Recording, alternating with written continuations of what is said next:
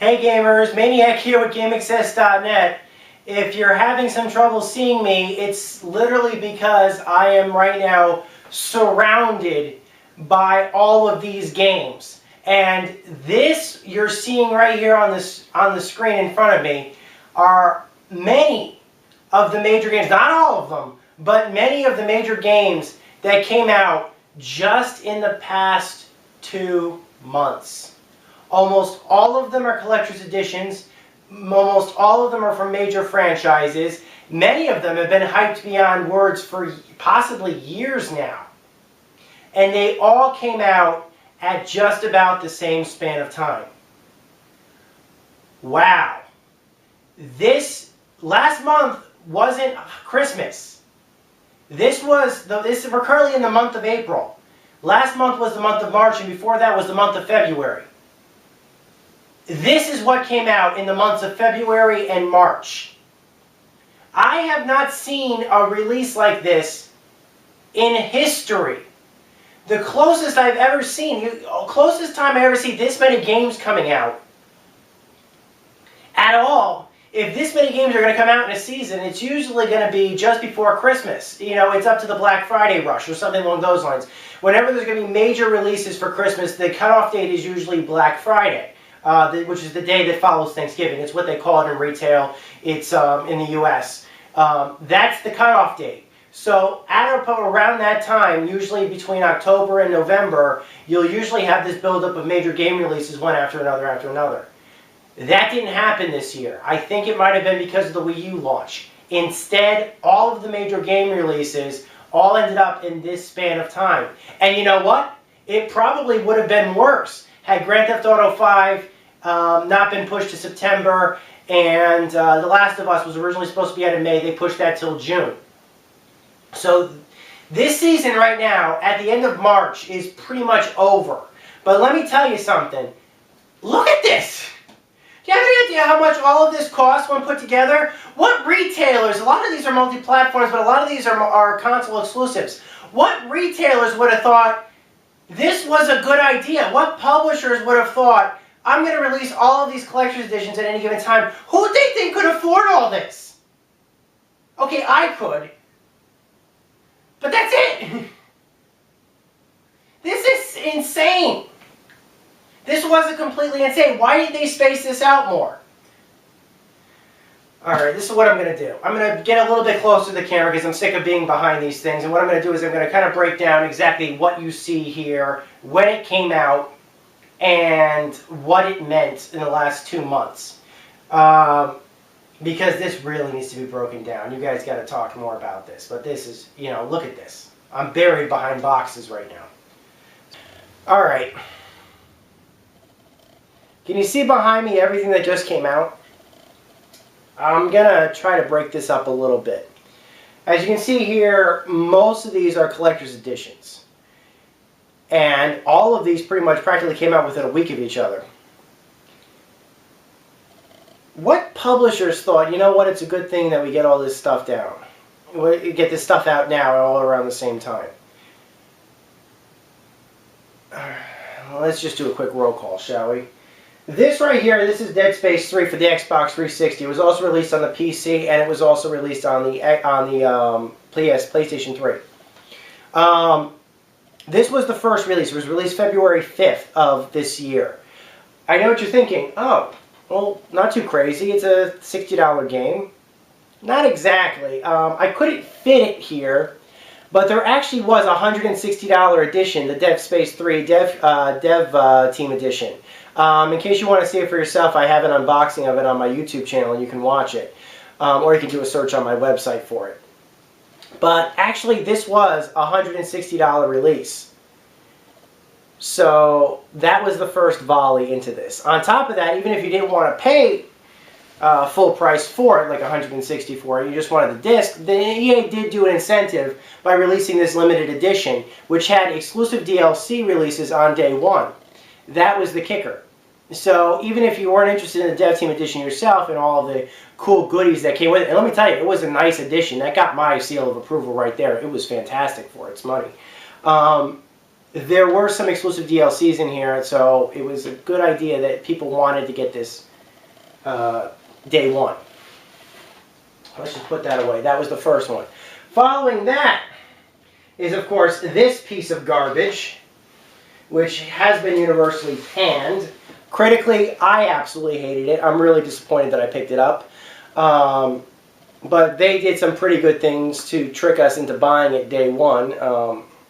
I was there for those E3 demos and stuff like that. I got to say, this was probably one of the biggest game disappointments I've ever seen. And you're talking about a guy who liked Duke Nukem Forever. Yeah, Aliens, Colonial Marines. This was $100, which actually was cheap in comparison to some of the other games I have on this table. I thought it was a fair price. Now you can actually probably still find this for about $80 if you're really interested in it. As far as I was concerned, this game was unplayable on the Xbox 360 until they released at least the second patch, and probably even the third patch, which has just been released. It's a terrible game. It's absolutely awful. Graphics notwithstanding, the game is just absolutely garbage. But I gotta say though, the collector's edition of this was quite nice. Probably one of the best collector's editions up here.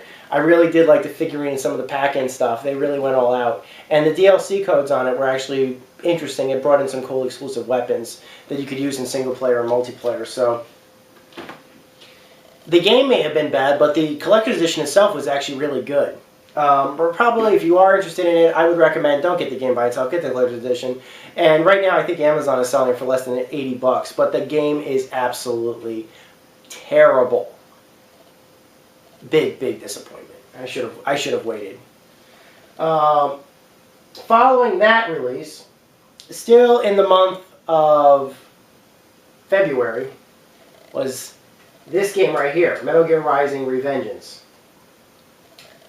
$150 on the Xbox and 360 and the PlayStation 3. I picked out the PlayStation 3 version because it had some exclusive DLC released for it, the VR missions, and those VR missions are available. So if you haven't picked it up yet, or if you have the PS3 version, or if you're interested in picking that up, I recommend downloading them. And more VR mission DLC is coming for this game. This game was fantastic. This was a lot of fun. I really liked the fact that they included a CD soundtrack with it, and the plasma lamp that was also included was quite nice, actually. And if you want to see it a bit closer, like I said, I also have an unboxing for it up on the site. Really nice. $150. Okay, do the math out right now. There have only been 3 games released at this point. One was $160, one was another 100, and another was $150. That's 1 month's worth of games for a collector. And that's just 1 month. Okay, so let's cut over to the month of March, which is arguably an even bigger month in releases than the month of February was. And I got some other games here that people are probably going to be very interested in as well. Probably the first one, which I don't have pictured here, that I think came out at the beginning of the month of March, was of course Tomb Raider. I just didn't have the money to pick it up. I don't care whether I would have picked up the PS3 or the Xbox 360 edition. I heard the DLC was coming out first for the 360 edition. In case you're interested in picking your platform, honestly though, I honestly haven't heard really any major differences between their platforms, so I really don't know if I do eventually pick it up, which platform I'll pick it up on. But there was a collector's edition release for that as well. In fact, also Amazon had its own exclusive edition of it. I think it was called the Final Days edition or something like that. That was exclusive to Amazon because it included a download Kindle code for Jeff Keighley's The Final Days segment, which I guess he must have done on Tomb Raider. So there was that for the regular release off of Amazon. On top of that, there was a $100 collector's edition, which I believe if you had bought it all out off Amazon as well, you also would have gotten the Final Days access through the collector's edition as well. So, yeah. Tomb Raider, that's another 100. And that's what started off the month of March. After that, came this. God of War Ascension for the PlayStation 3. This is a PS3 exclusive. God of War has been the staple franchise of, at least as far as I'm concerned, the staple franchise of the PlayStation platform. It is a first-party game. It's practically, like I said, Kratos is practically the mascot of the PlayStation. Ever since the first PlayStation 2 game came out back in '05. And just to incentivize on this one, This was only $80, so let me tell you something. My wallet was a lot happier for me to pick this one up. It had a nice statue. It had some exclusive DLC. But in order to get people to get it immediately, there was also a lot of exclusive DLC that was released through GameStop and a few other retailers, including some extra download codes for multiplayer access. And I know somebody commented about this. They gave out this poster. Somebody did comment about it when I did the unboxing. In case you're curious about the unboxing for this, for that game, you can again check out my YouTube channel for it. But somebody commented on that video that I didn't show the poster. That's because they didn't give me one. What had happened was the GameStop that I got it at must have forgotten to give out the posters for the pre-order release night. And when I read the comment, I realized, yeah, you know, they hadn't given me one. So I went back to the GameStop a couple of days later, and I didn't even need to show my receipt, but they all know me over there, of course. After all these, they probably would know me. It was in every week. And they knew who I was, and they forgot to give them out, so they gave me the poster, no charge, no question. So yeah, that's the poster. It's a nice poster too. It really is. So they gave those out with downloadable codes at GameStop. I think some other retailers might have done their own separate multiplayer download codes, but I don't think anybody else was giving out the poster. This was 80. So already in the month of March, we're starting with 80. We're getting a little bit behind here. Not too bad. Not too bad. Next up, the one non-collector's edition game to be released. However, they did do their best to get people to pick this up day and date. Fine. I was just happy to pay $60 for a game again. Gears of War Judgment for the Xbox 360. Now, they did offer a special promo for this game that anybody that picked it up would be interested in getting early access to the multiplayer beta, as well as an extra multiplayer download skin that was exclusively released.